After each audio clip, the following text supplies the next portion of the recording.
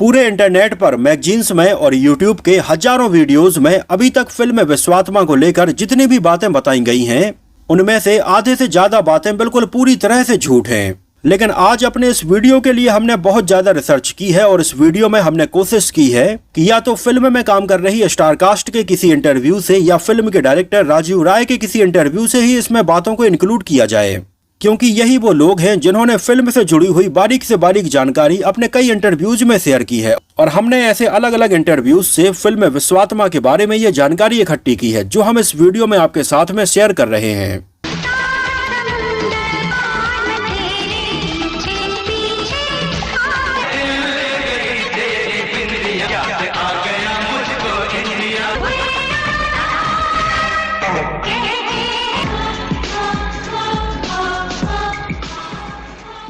साल 1991 अफ्रीका का केनिया देश, मिलिट्री का कड़ा पहरा, सड़कों पर मार्शल लॉ और हुक्म था कि आधी रात को जो भी दिखे उसे सीधे गोली मार दी जाए। और उस समय इसी बारूद के ढेर पर खड़ी थी फिल्म विश्वात्मा की पूरी यूनिट।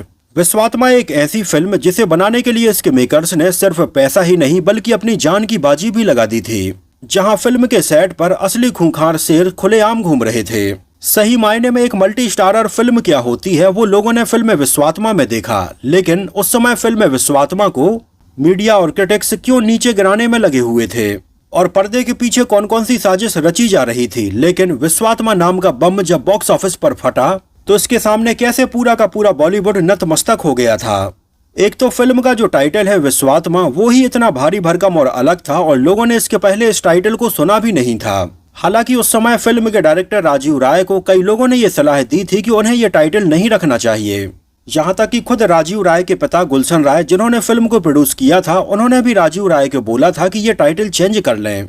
लेकिन उस समय राजीव राय को ये लगा कि ये टाइटल बहुत ही यूनिक है और ये टाइटल लोगों का ध्यान अपनी तरफ जरूर खींचेगा, और ऐसा हुआ भी था। और कई लोगों को तो विश्वात्मा वर्ड का मतलब भी पता नहीं था, तो राजीव राय ने फिल्म के स्टार्टिंग में नसरुद्दीन शाह की आवाज में विश्वात्मा जो वर्ड है इसका पूरा मतलब डिटेल में बताया था। आपको बता दें कि राजीव राय ने कुछ ऐसा ही इसके पहले अपनी फिल्म त्रिदेव में भी किया था, जहां पर भी नसरुद्दीन शाह की आवाज में त्रिदेव वर्ड का पूरा मतलब हमें समझाया गया था और उसमें भी हमें नसरुद्दीन शाह की आवाज सुनने के लिए मिली थी। और कहीं न कहीं अगर देखा जाए तो नसरुद्दीन शाह राजीव राय की फिल्मों के लिए एक लकी मस्कट रहे हैं।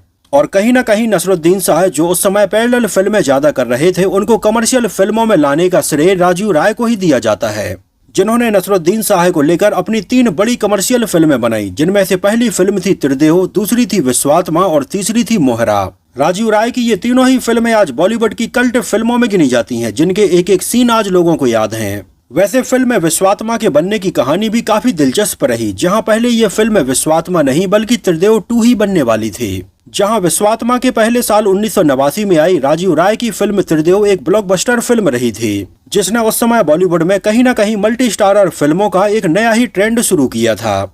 हालांकि बॉलीवुड में मल्टी स्टारर फिल्में तो पहले भी बनती थी, लेकिन त्रिदेव इसको नेक्स्ट लेवल पर ले गई थी, जिसमें हमें लीड एक्टर के तौर पर नसरुद्दीन शाह, सनी देओल और जैकी श्रॉफ नजर आए थे। तो इसी की सफलता को देखते हुए राजीव राय लगभग इसी स्टार कास्ट के साथ में इसका दूसरा पार्ट बनाने की तैयारी कर रहे थे, जिसमें भी 3 हीरो होने वाले थे। और पहले इसका टाइटल विश्वात्मा रखा भी नहीं गया था, त्रिदेव 2 के नाम से ही इसके ऊपर काम हो रहा था। लेकिन जब राजीव राय ने इसकी पूरी कहानी तैयार कर ली, स्क्रीन प्ले तैयार कर लिया, डायलॉग्स तैयार कर लिए, तो उन्हें लगा कि ये कहानी बिल्कुल ही अलग है, किरदार बिल्कुल ही अलग हैं, तो इसे एक नया नाम देना चाहिए। और बाद में इसको नाम दिया गया था विश्वात्मा। जहां फिल्म विश्वात्मा में हमें लंबी चौड़ी स्टार कास्ट देखने के लिए मिली, जैसे नसरुद्दीन शाह, सनी देओल, चंकी पांडे, सोनम, दिव्या भारती, ज्योत्सना सिंह, अमरीश पुरी, गुलशन ग्रोवर, रजा मुराद, दलीप ताहिल, शरत सक्सेना, तेज सप्रू, महेश आनंद और ढैन धनोबा जैसे अनेकों एक्टर इसमें नजर आए, जिनमें से मैक्सिमम स्टार कास्ट फिल्म त्रिदेव की ही रिपीट की गई थी। बस कुछ एक्टर्स को नया साइन किया गया था। और जैसा कि राजीव राय की फिल्मों में बहुत सारे विलेंस हमें देखने के लिए मिलते हैं, तो फिल्म विश्वात्मा में भी छोटे और बड़े विलेंस को मिलाकर लगभग 8 से भी ज्यादा विलेंस को साइन किया गया था। उस समय फिल्म रिलीज होने के पहले ही इसका गाना 7 समुंदर पार में तेरे पीछे पीछे आ गई ऑलरेडी चार्ट बस्टर हो चुका था, जिसकी वजह से लोग इस फिल्म को लेकर बहुत ज्यादा एक्साइटेड थे। और ऊपर से ये मल्टी स्टारर फिल्म थी और त्रिदेव के बाद में आ रही थी, तो कहीं न कहीं लोगों के बीच में फिल्म विश्वात्मा को लेकर एक अच्छा खासा बज़ पहले से ही बना हुआ था। तो ऐसे में फिल्म विश्वात्मा रिलीज होती है 24 जनवरी साल 1992 को, जहां उस समय फिल्म का क्लैश हुआ था सिद्धार्थ रे की फिल्म वंश के साथ में, जो उस समय बॉलीवुड में बिल्कुल ही नए थे। लेकिन उस समय बॉक्स ऑफिस पर फिल्म विश्वात्मा की आंधी में फिल्म वंश टिक ही नहीं पाई। वैसे उस समय बॉक्स ऑफिस का हाल आपको बता दें तो फिल्म विश्वात्मा के एक हफ्ते पहले राज बब्बर और डिम्पल कपाड़िया की फिल्म कर्म योद्धा रिलीज हुई थी। तो वहीं फिल्म विश्वात्मा के अगले ही हफ्ते दिल का क्या कसूर और इंसाफ की देवी जैसी फिल्में रिलीज हुई थीं। लेकिन उन दोनों फिल्म विश्वात्मा का क्रेज इतना ज्यादा था कि इसके आसपास रिलीज हुई इनमें से कोई भी फिल्म ज्यादा नहीं चल पाई थी। ऊपर से विश्वात्मा का प्रमोशन भी कुछ ऐसे किया जा रहा था कि ये मल्टी स्टारर फिल्म है, ये पहली फिल्म है जो केन्या में शूट हुई है। इसके अलावा फिल्म में ऐसे कई हाई ऑक्टेन एक्शन सीक्वेंस देखने के लिए मिलेंगे जो इसके पहले लोगों ने कभी देखे नहीं होंगे। तो फिल्म विश्वात्मा की इन सारी चीजों ने लोगों का ध्यान अपनी तरफ खींच लिया था। जहां फिल्म की कहानी और इसका स्क्रीन प्ले तैयार किया था राजीव राय ने ही, और उन्होंने फिल्म का डायरेक्शन भी किया था। और राजीव राय की बतौर डायरेक्टर ये तीसरी फिल्म थी। इसके पहले वो युद्ध और त्रिदेव जैसी बेहतरीन फिल्में बना चुके थे, और विश्वात्मा के बाद उन्होंने मोहरा, गुप्त, प्यार इश्क और मोहब्बत और असंभव जैसी फिल्में बनाई। फिल्म को त्रिमूर्ति फिल्म्स के बैनर तले उनके पिता गुलशन राय ने प्रोड्यूस किया था, और ये उस समय बॉलीवुड में बनी एक बहुत बड़े बजट की फिल्म थी। खासकर से इसके क्लाइमैक्स में जिस तरह से ये कार चेजिंग वाले हाई ऑक्टेन एक्शन सीक्वेंस देखने के लिए मिले, ये उस समय तक लोगों के लिए बिल्कुल ही नए थे, और ऐसे सीन लोगों ने इसके पहले नहीं देखे थे, जिस सीन में कई कार को और यहाँ तक कि एयरक्राफ्ट को भी ब्लास्ट कर दिया गया था। हालांकि इसमें जो एयरक्राफ्ट के ब्लास्ट वाला सीक्वेंस हमें देखने के लिए मिलता है, उसके लिए ये चद्दर का बिल्कुल एक अलग से हवाई जहाज बनाया गया था, जिसको अगर आप थोड़ी ध्यान से देखेंगे तो ये आपको समझ में भी आ जाएगा कि इसको अलग से बनाया गया है। लेकिन फिर भी उस समय जितने भी ब्लास्ट थे वो रियल में किए गए थे, क्योंकि CGI और VFX उस समय नहीं होता था। और फिल्म के कई और ऐसे सीन थे जिनके ऊपर बिल्कुल पानी की तरह पैसा बहाया गया था। लेकिन त्रिमूर्ति फिल्म्स की खास बात ये होती थी कि त्रिमूर्ति फिल्म्स अपनी फिल्म के प्रोडक्शन के ऊपर तो पैसा पानी की तरह बहाती थी, लेकिन इसमें काम करने वाले बड़े से बड़े एक्टर्स को भी बहुत ही कम फीस दिया करती थी। मतलब उस समय जिन एक्टर्स की जो मार्केट वैल्यू होती थी उससे भी कम पैसे फीस के तौर पर त्रिमूर्ति फिल्म्स उन्हें दिया करती थी। और उस समय एक्टर्स भी कम फीस में ये फिल्में करने के लिए तैयार हो जाते थे, क्योंकि भले ही पैसे कम मिल रहे थे लेकिन फिल्में बड़ी हाई क्वालिटी की थीं, जो कहीं ना कहीं उनके करियर को एक अलग दिशा भी देती थीं। तो इस वजह से राजीव राय की ये फिल्में ज्यादातर लोग करने के लिए तैयार रहते थे।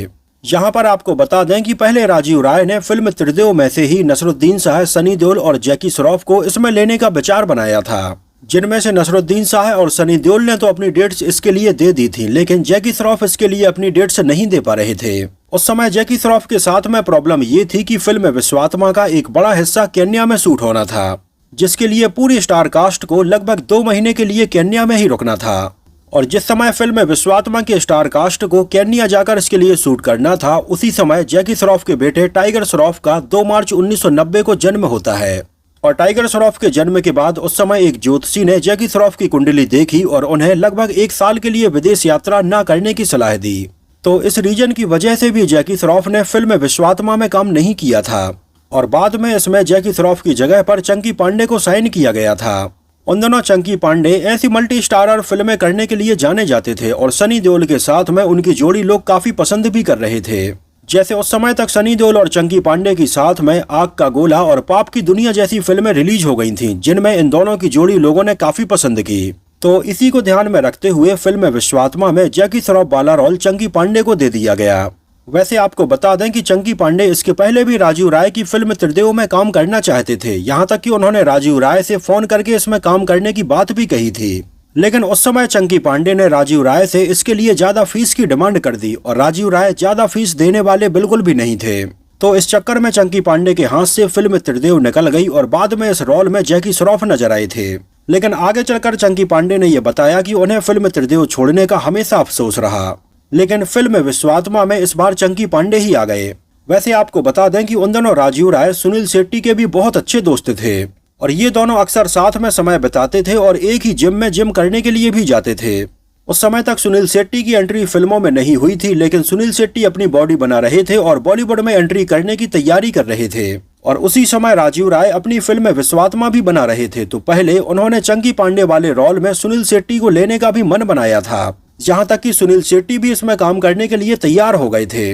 लेकिन अब चूंकि राजीव राय सुनील शेट्टी के बहुत ही करीबी दोस्त थे, तो राजीव राय को ये लगा कि सुनील शेट्टी की एंट्री फिल्म में एक सपोर्टिंग एक्टर के तौर पर नहीं होनी चाहिए, उनकी एंट्री फिल्म में लीड एक्टर के तौर पर होनी चाहिए। तो उन्होंने एक अच्छे और जिम्मेदार दोस्त होने के नाते अपने दोस्त सुनील शेट्टी को यह सलाह दी कि वो इसमें ये छोटा रोल ना करें, क्योंकि ये एक मल्टी स्टारर फिल्म है और सुनील शेट्टी की ये पहली फिल्म होगी, तो कहीं ऐसा ना हो कि सुनील शेट्टी ओवर शैडो हो जाए। हालांकि उस समय राजीव राय ने सुनील शेट्टी से ये प्रॉमिस किया कि वो अपनी अगली फिल्म में सुनील शेट्टी को लीड रोल जरूर देंगे, और फिल्म विश्वात्मा के बाद उन्होंने अपना प्रॉमिस निभाया भी, जहां सुनील शेट्टी को लेकर उन्होंने फिल्म मोहरा बनाई और कहीं ना कहीं सुनील शेट्टी का इसमें लीड रोल था। तो उस समय फिल्म विश्वात्मा में सुनील शेट्टी ने काम नहीं किया था और साल 1992 में ही लीड एक्टर के तौर पर फिल्म बलवान से उनका डेब्यू हुआ।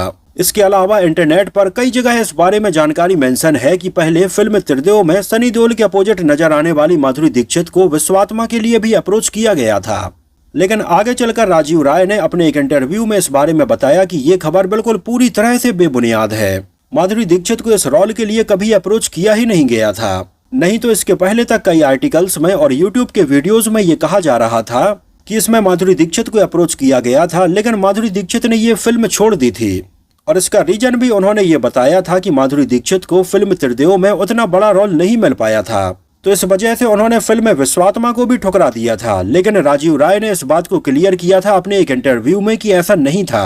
लेकिन राजीव राय ने ये जरूर बताया कि पहले इसमें दिव्या भारती वाले रोल के लिए आयशा जुल्का को उन्होंने जरूर अप्रोच किया था, लेकिन डेट्स की प्रॉब्लम की वजह से आयशा जुल्का इसमें काम नहीं कर पाई थी और बाद में दिव्या भारती को इसके लिए अप्रोच किया गया, जिनकी उस समय तक बॉलीवुड में कोई भी फिल्म रिलीज नहीं हुई थी। लेकिन दिव्या भारती उस समय तक कई तेलुगु फिल्मों में काम जरूर कर चुकी थी और उस समय दिव्या भारती की उम्र काफी कम थी। हालांकि पहले तो राजीव राय ने उनको देखकर इसमें लेने का मन नहीं बनाया था, लेकिन दिव्या भारती जब इस रोल के लिए उनके ऑफिस के सामने बिल्कुल सिंसियर होकर खड़ी रही तो राजीव राय को लगा कि ये लड़की काफी सीरियस है, और दिव्या भारती जी की सीरियसनेस को देखते हुए उन्होंने दिव्या भारती को ये रोल ऑफर किया था, जो दिव्या भारती की डेब्यू फिल्म बनी। और क्या जबरदस्त डेब्यू हुआ था। उन दिनों दिव्या भारती के ऊपर फिल्माया गया गाना सात समुंदर पार में तेरे पीछे पीछे आ गई चार्ट बस्टर रहा था, और आलम ये था कि हर कहीं पर चाहे शादी हो या कोई भी फंक्शन हो, ये गाना जरूर सुनने के लिए मिल रहा था। और आज इतने साल बाद भी इस गाने का क्रेज बिल्कुल वैसा ही है, हर जगह पर ये गाना आज भी वैसा ही सुनने के लिए मिलता है। और इतने साल बाद भी इस गाने की बीट्स पुरानी नहीं हुई हैं, आज भी लोग डिस्को पर इस गाने में और बारात में वैसे ही डांस करते हैं। जहां दिव्या भारती इस गाने में बहुत ही खूबसूरत लगी थी और कहीं ना कहीं ये गाना उनकी पहचान बन गया था। और आज भी इस गाने का जब भी जिक्र होता है तो सबसे पहले इस गाने में दिव्या भारती जी के द्वारा किए गए ये डांस स्टेप्स ही दिमाग में आते हैं। खैर, उस समय फिल्म विश्वात्मा के रिलीज होने के कुछ महीने बाद ही दिव्या भारती जी की साल 1993 में मृत्यु हो गई थी, लेकिन कहीं ना कहीं उनकी मृत्यु के बाद भी दिव्या भारती जी से ये गाना जुड़ा हुआ था। तो इसके कई सालों बाद जब साल 2014 में उनके पति साजिद नाडियाडवाला ने बतौर डायरेक्टर अपने करियर की पहली फिल्म बनाई थी किक, तो उन्होंने इस गाने को इसमें रखा था, जहां उन्होंने राजीव राय की त्रिमूर्ति फिल्म से लगभग 1.5 करोड़ रुपए में इस गाने के राइट्स खरीद लिए थे। और इस गाने को उन्होंने सलमान खान के ऊपर पिक्चराइज किया था और इस गाने को दिव्या भारती जी के लिए ट्रिब्यूट के तौर पर रखा था। वैसे आपको बता दें कि इस गाने का काफी हद तक म्यूजिक पेट शॉप बॉयज के हार्ट गाने से मिलता जुलता नजर आता है। खैर, सनी देओल के अपोजिट दिव्या भारती के अलावा नसरुद्दीन शाह के अपोजिट इसमें सोनम को साइन किया गया, जो इसके पहले भी राजीव राय की फिल्म त्रिदेव में नसरुद्दीन शाह के अपोजिट नजर आई थी और उनके ऊपर फिल्माया गया गाना ओए ओए उस समय बहुत ज्यादा पॉपुलर भी हुआ था। और फिल्म त्रिदेव के जैसा ही इसमें भी नसरुद्दीन शाह और सोनम के ऊपर एक गाना शूट किया गया था, दिल ले गई तेरी बिंदिया याद आ गया मुझे इंडिया, जिस गाने को भी काफी हद तक त्रिदेव के ओए ओए गाने के जैसा बनाने की कोशिश की गई थी, लेकिन ये गाना उतना बड़ा हिट नहीं हो पाया था। जहां तक कि दिल ले गई तेरी बिंदिया गाने को अगर आप सुनेंगे तो इसमें भी हमें बीच बीच में हो सुनने के लिए मिलता है, जो कहीं ना कहीं ओए ओए का ही एक रेफरेंस था। आपको बता दें कि फिल्म विश्वात्मा के टाइम पर सोनम और राजीव राय एक दूसरे को डेट करने लगे थे और फिल्म विश्वात्मा की शूटिंग के बीच में ही साल 1991 में इन दोनों ने शादी भी कर ली थी। खैर, इन दोनों की शादी ज्यादा लंबे समय तक नहीं टिक पाई थी, आगे चलकर 2016 में इनका डिवोर्स हो गया था। आगे चलकर राजीव राय को भी अंडरवर्ल्ड की तरफ से बहुत ज्यादा धमकी मिलने लगी थी, यहाँ तक कि उनके ऑफिस में हमला भी हुआ था, जिसकी वजह से राजीव राय को अपना बना बनाया करियर छोड़कर इंडिया छोड़कर विदेश जाना पड़ा था। सोनम के अलावा पहले इसमें चंकी पांडे के अपोजिट राजीव राय मनीषा कोइराला को साइन करने का मन बना रहे थे, जो उन दिनों काफी सुर्खियों में थी क्योंकि सुभाष घई ने उनको अपनी फिल्म सौदागर के लिए साइन कर लिया था। तो राजीव राय अपनी फिल्म विश्वात्मा में भी उनको लेने का मन बना रहे थे, लेकिन उस समय मनीषा कोइराला ने सुभाष घई से ये बॉन्ड किया था कि जब तक उनकी पहली फिल्म सौदागर बनकर तैयार नहीं हो जाती है तब तक मनीषा कोइराला किसी और फिल्म को साइन नहीं करेंगी। तो इसी बॉन्ड के चलते मनीषा कोइराला इसमें काम नहीं कर पाई थी और फाइनली इस रोल के लिए एक बिल्कुल ही नई एक्ट्रेस ज्योत्सना सिंह को साइन किया गया, जिन्होंने उस समय मिस यंग इंडिया दिल्ली और टीनेज प्रिंसेस शिमला जैसे कई ब्यूटी कॉन्टेस्ट भी जीते थे। तो उन दिनों वो भी काफी चर्चा में थी और चंकी पांडे उनको पहले से जानते भी थे। यहाँ तक कि चंकी पांडे ने उस समय अपनी अगली फिल्म लुटेरे में पूजा बेदी वाले रोल के लिए ज्योत्सना सिंह को ही रिकमेंड किया था, लेकिन ये रोल उन्हें नहीं मिल पाया था। खैर, विश्वात्मा में राजीव राय ने चंकी पांडे के अपोजिट ज्योत्सना सिंह को साइन किया और ये ज्योत्सना सिंह की पहली और आखिरी फिल्म रही। खैर, ज्योत्सना सिंह काफी खूबसूरत थी और उस समय कुछ और फिल्मों के लिए उन्होंने ऑडिशन भी दिया था, लेकिन विश्वात्मा के बाद उन्होंने किसी भी फिल्म में काम नहीं किया। यहाँ तक कि उस समय ज्योत्सना सिंह ने फिल्म यलगार में नगमा वाले रोल के लिए भी ऑडिशन दिया था, लेकिन वो इसमें साइन नहीं हो पाई थी। खैर, उस समय फिल्म विश्वात्मा में नजर आने वाली इन तीनों ही एक्ट्रेस दिव्या भारती, सोनम और ज्योत्सना सिंह के बारे में ये कहा जाता था कि इसमें नजर आने वाली दिव्या भारती जी की ये पहली फिल्म है, सोनम के करियर की ये आखिरी फिल्म है और ज्योत्सना सिंह के करियर की ये पहली और आखिरी फिल्म है। एक्चुअली आपको बता दें कि उस समय फिल्म विश्वात्मा की शूटिंग के टाइम पर ही राजीव राय से सोनम ने शादी कर ली थी और इसके बाद में उन्होंने किसी भी नई फिल्म को साइन नहीं किया था। हालांकि फिल्म विश्वात्मा के बाद भी सोनम की कुछ डिलेड फिल्में रिलीज होती रहीं, लेकिन विश्वात्मा उनके द्वारा साइन की गई उनके करियर की आखिरी फिल्म थी। अब इन सब के फाइनल हो जाने के बाद और सपोर्टिंग रोल्स में उन्होंने त्रिदेव की ही स्टार कास्ट में से अमरीश पुरी, रजा मुराद, दलीप ताहल, शरद सक्सेना, तेज सप्रू, ढेन धनोबा और राजेश विवेक जैसे कई और एक्टर्स को इसमें साइन किया। और राजीव राय ने विश्वात्मा को त्रिदेव से भी बड़ा बनाने के लिए ये डिसाइड किया कि इसकी शूटिंग वो केन्या में करेंगे। और उस समय केन्या में फिल्म को शूट करने का प्लान इसलिए भी आया था क्योंकि उन दिनों और दूसरी कंट्रीज में शूट करना काफी महंगा होता था। जैसे यूरोप की किसी बड़ी कंट्री में जाकर इसको शूट करते तो फिल्म का बजट डबल हो जाता, लेकिन केन्या में शूट करना इतना ज्यादा कोई महंगा नहीं था और राजीव राय के कुछ दोस्त भी केन्या में थे जिनकी वहां की गवर्नमेंट में भी काफी पहचान थी, तो वहां पर फिल्म को शूट करने में कोई प्रॉब्लम नहीं आने वाली थी। इसके लिए परमिशन आसानी से मिल जाती। तो फाइनली फिल्म के लिए डेस्टिनेशन डिसाइड की गई केन्या और खासकर से केन्या के नैरोबी में और मोम्बासा में फिल्म की शूटिंग की गई। तो इस तरह से लगभग सारी चीजें प्लान हुई और फिल्म के स्टार कास्ट लगभग 2 महीने के लिए केन्या चली गई। अब पूरी फिल्म में विश्वात्मा के स्टार कास्ट और कई क्रू मेंबर्स केन्या आ तो गए थे, लेकिन यहाँ पर इसको शूट करना बहुत ही मुश्किल था क्योंकि उस समय केन्या में छोटी छोटी बातों को लेकर भी बहुत ही सख्त रूल बने हुए थे और कहीं ना कहीं मिलिट्री शासन भी चल रहा था। और उस समय वहां की गवर्नमेंट का एक बड़ा ही सख्त रूल था कि रात में 10 बजे के बाद में कोई भी सड़क पर घूम नहीं सकता है और उसके पास में डॉलर नहीं होने चाहिए, केवल केन्या की करेंसी ही होनी चाहिए। उन दिनों केन्या में इन छोटी छोटी बातों को लेकर भी रूल इतने ज्यादा सख्त थे कि सेना कभी भी किसी को भी गोली मार सकती थी और ये वहां के लोगों के लिए बिल्कुल ही आम बात थी और ऐसी घटनाएं आए दिन होती भी रहती थीं। और फिल्म विश्वात्मा की पूरी टीम नैरोबी के एक होटल में रुकी हुई थी जहां पर राजीव राय ने सबको ये सख्त आदेश दिया था कि कोई भी रात के 10 बजे के बाद होटल के बाहर नहीं जाएगा। लेकिन हुआ कुछ ऐसा कि फिल्म विश्वात्मा में काम करने वाले 2 जूनियर एक्टर होटल से बाहर चले गए। रात के तकरीबन 2 बज रहे थे और ये दोनों सड़क पर घूम रहे थे। ऐसे में केन्या की सेना आई और उन दोनों को ही अरेस्ट करके अपने साथ में ले गई। ऊपर से उस समय इन दोनों की पॉकेट से लगभग 10-15 डॉलर भी बरामद हुए, जो भी उस समय एक बड़ा जुर्म था। खैर, ये तो अच्छी बात है कि सेना ने उस समय उन्हें तुरंत गोली नहीं मारी, नहीं तो उस समय गोली मारना बहुत ही आम बात थी। और उस समय रात में जैसे ही राजीव राय को ये पता चला कि उनकी कास्ट में से 2 लोगों को सेना गिरफ्तार करके ले गई है, तो राजीव राय ने तुरंत अपने दोस्तों से कांटेक्ट किया। उनके कांटेक्ट सरकार में भी थे, तो ऐसे सब बातचीत करके इन दोनों को रिहा करवाया गया और सेना ने और पुलिस ने इन दोनों के ऊपर कोई भी केस नहीं बनाया था। और इसके बाद सेना और पुलिस ने उन्हें सख्त चेतावनी दी थी कि रात में 10 बजे के बाद अब वो सड़क पर न घूमें। और राजीव राय इन दोनों को लेकर होटल में आए, जहां पहले तो इनके ऊपर खूब चिल्लाए और बाद में सख्त आदेश दिया कि कोई भी रात में बाहर नहीं निकलेगा क्योंकि बाहर का माहौल बहुत ज्यादा खराब है और यहाँ पर कभी भी किसी को गोली मार सकते हैं, तो अपनी सुरक्षा अपने हाथों में है। और इस इंसिडेंट के बाद में कोई भी रात में 10 बजे के बाद कभी बाहर नहीं निकला। यहाँ तक कि चंकी पांडे ने भी इससे जुड़ा हुआ एक इंसिडेंट अपने एक इंटरव्यू में शेयर करते हुए बताया कि ये ऐसी पहली फिल्म थी जिसको साउथ अफ्रीका के मसाई मारा नेशनल पार्क में शूट किया गया था, जहां इस नेशनल पार्क के अंदर कुछ गानों के सीक्वेंस और कार चेजिंग वाले ये सीन शूट किए गए थे। उन्होंने बताया कि ये बहुत बड़ी जगह थी और यहाँ पर जंगली जानवर खुलेआम घूमते रहते थे। यहाँ तक कि चंकी पांडे ने बताया कि फिल्म का एक गाना आंखों में है क्या के बहुत सारे सीन यहीं पर फिल्माए गए थे और इस गाने की शूटिंग के लिए चंकी पांडे और ज्योत्सना सिंह इसी नेशनल पार्क में इसकी शूटिंग कर रहे थे।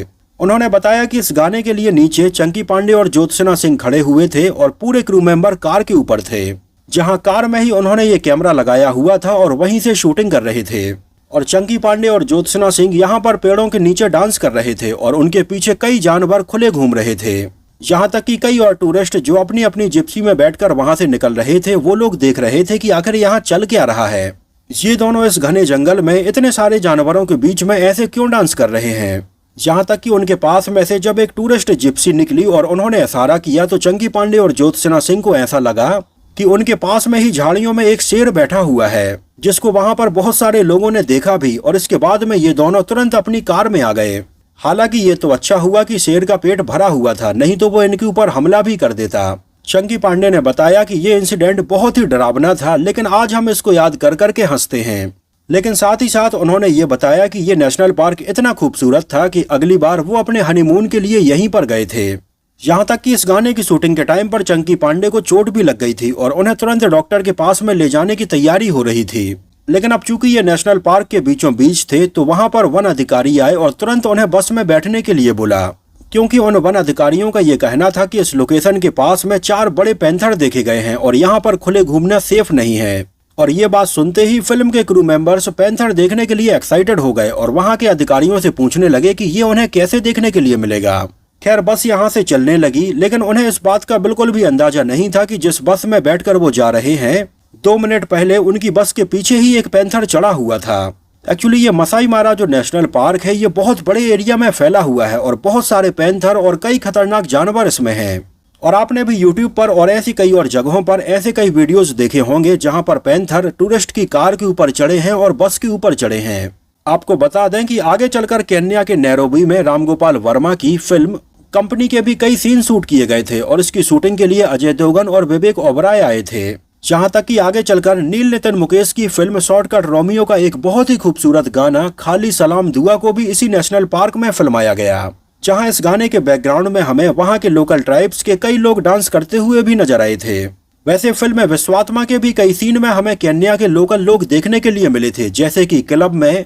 इसके अलावा अमरीशपुरी के अड्डे पर भी कई केन्या के बॉडी बिल्डर हमें देखने के लिए मिलते हैं और ऐसा राजीव राय ने इसलिए किया था जिससे कि ये फिल्म लोगों को बहुत ही ऑथेंटिक लगे। यहाँ तक कि इसको अगर आप ध्यान से देखेंगे तो वहाँ की भाषा के कई शब्द हमें सुनने के लिए इसमें मिलते हैं, जैसे कि जाम्बो जाम्बो यानी कि नमस्ते, मजूरी सना यानी कि बहुत अच्छा, या मिमिनी कुब्बा शना यानी कि मैं बहुत महान हूँ।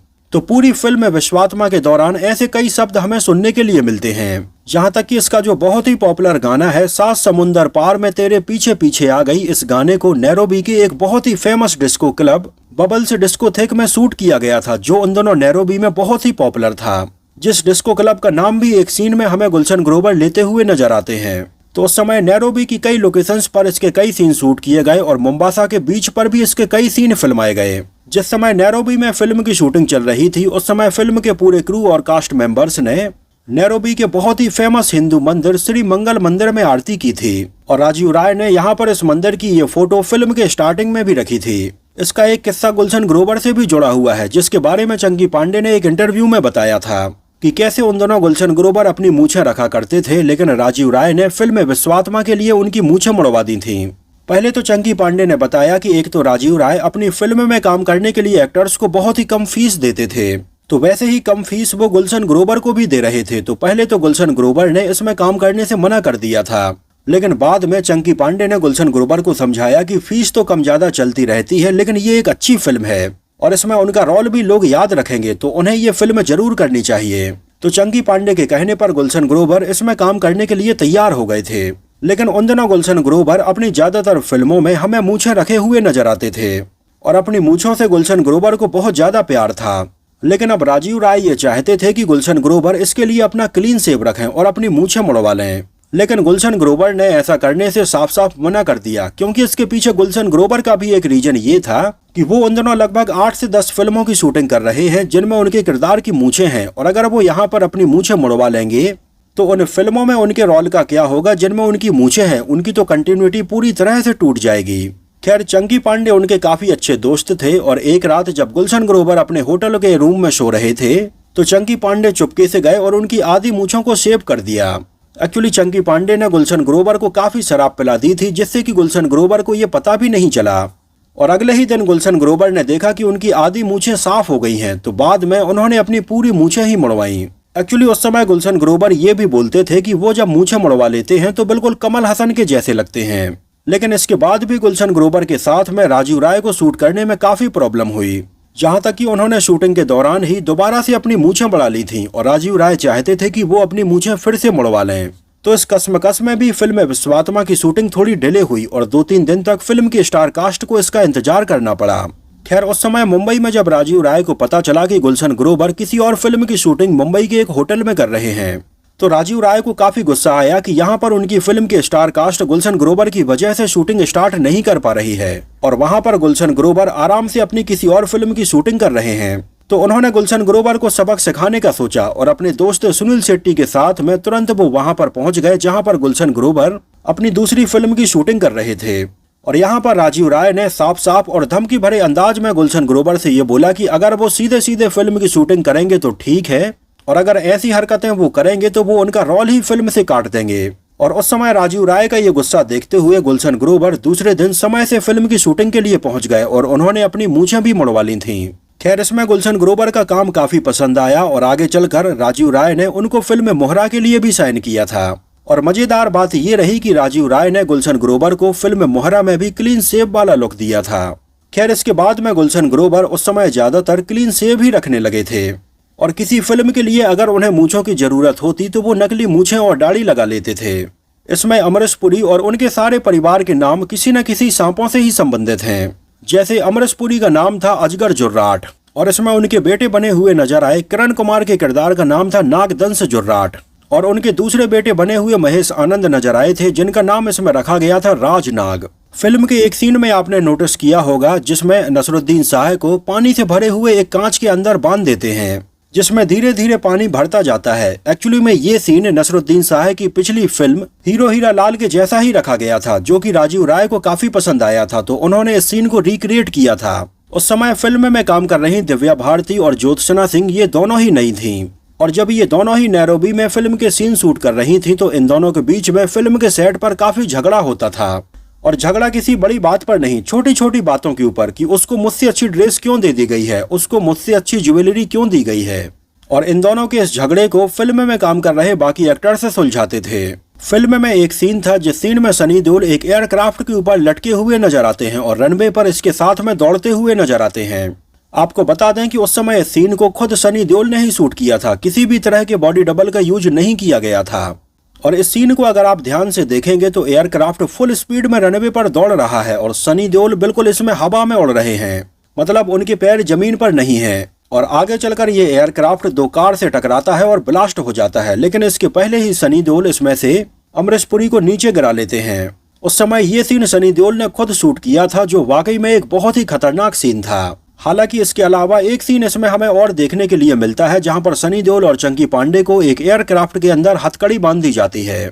इस सीन को किसी रियल एयरक्राफ्ट में नहीं बल्कि इसका एक पूरा स्ट्रक्चर स्टूडियो में बनाया गया था और नीचे से लोग इसको हिला रहे थे। फिल्म विश्वात्मा का म्यूजिक बड़ा हिट रहा था जिसको फिल्म त्रिदेव के ही म्यूजिक कंपोजर विजू शाह ने कंपोज किया था, जहां इसके म्यूजिक एल्बम में गानों के सारे वर्जन्स को मिलाकर टोटल 10 गाने रखे गए थे।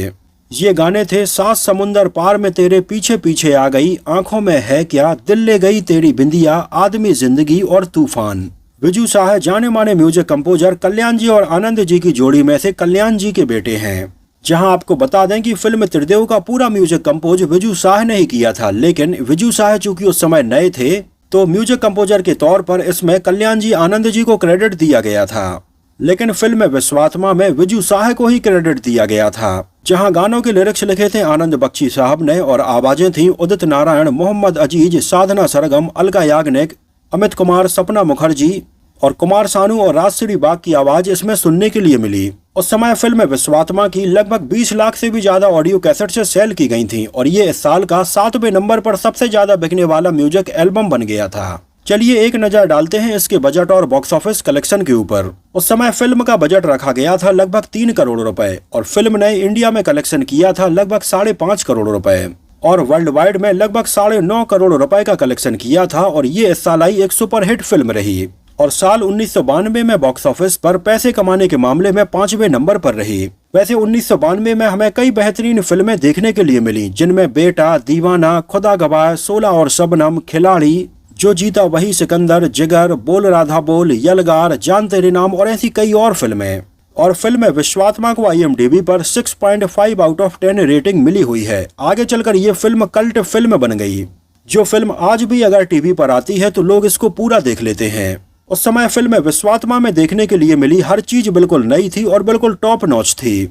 इसके एक सीन में हमें देखने के लिए मिलता है कि अमरीश पुरी के पास में 100 रुपए का नोट छापने की एक डाई आ जाती है, कुछ वैसा ही जैसा कि फिल्म धुरंधर में नोट छापने की ये डाई इन्हें मिल जाती है। लेकिन आगे चलकर फिल्म विश्वात्मा में सनी देओल इस डाई को तबाह कर देते हैं और फिल्म धुरंधर में रणवीर सिंह इसको तबाह करते हैं। तो ऐसे हम कह सकते हैं कि फिल्म धुरंधर में जो नोट छापने की इस डाई का इंस्पिरेशन था वो विश्वात्मा से ही लिया गया। वैसे उन दोनों जब विश्वात्मा रिलीज हुई तो कई लोगों ने इसको क्रिटिसाइज किया और ये बोला कि ये पिछली फिल्म त्रिदेव की जितनी सफल नहीं हो पाई है। यहाँ तक कि इतने पैसे कमाने के बाद भी कई क्रिटिक्स ने इसको एवरेज फिल्म बोल दिया था, जबकि ऐसा बिल्कुल भी नहीं था। लेकिन जब इस तरह की खबरें मार्केट में बहुत ज्यादा उड़ने लगी तो खुद फिल्म के प्रोड्यूसर गुलशन राय सामने आए और उन्होंने ये बोला कि फिल्म विश्वात्मा उनके बैनर तले बनी अभी तक की ऐसी फिल्म है जिसने उनके बैनर तले बनी अभी तक की सारी फिल्मों में सबसे ज्यादा कमाई की है, यहाँ तक कि त्रिदेव से भी ज्यादा।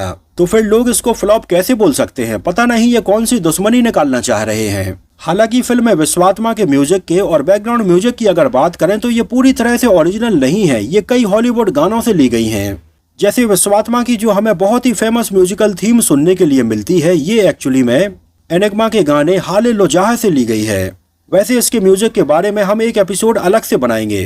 राजीव राय हमेशा पहले अपने गानों के लिए म्यूजिक धुन को सिलेक्ट करते थे, उसके बाद में आनंद बख्शी साहब से बोल लिखवाते थे।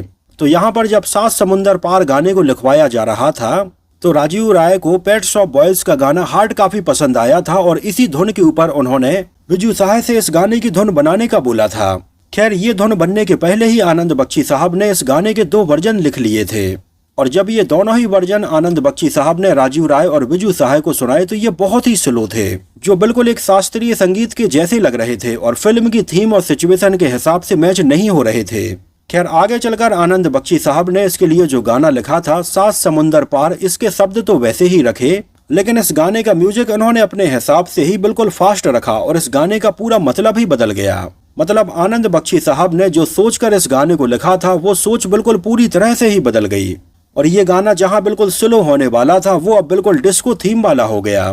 तो दोस्तों ये तो बात हुई फिल्म विश्वात्मा से जुड़े बहुत सारे अननोन फैक्ट्स के बारे में। मुझे तो ये फिल्म बहुत ज्यादा पसंद आई थी और मैंने न जाने इसको कितनी बार देखा है और इसके गाने में सुनता ही रहता हूँ और आज भी मेरे हिसाब से फिल्म विश्वात्मा की गिनती 90s की कुछ बेहतरीन फिल्मों में होगी। वैसे आप लोगों को ये फिल्म कैसी लगी थी हमें कमेंट सेक्शन में अपनी राय जरूर बताइए और अगर आप में से किसी ने उस समय इस बेहतरीन फिल्म को सिनेमा हॉल में देखा हो, ये एक्सपीरियंस की हो, तो हमें सिनेमा हॉल का नाम और शहर का नाम भी जरूर बताना। तो फिलहाल के लिए इस वीडियो में इतना ही। अगर ये वीडियो आपको पसंद आया हो, मेरी मेहनत आपको पसंद आई हो तो उसको प्लीज लाइक करके मुझे इस बात का जवाब जरूर दीजिए। तो मिलते हैं किसी नए वीडियो में कुछ और ऐसी ही इंटरेस्टिंग और रोचक बातों के साथ।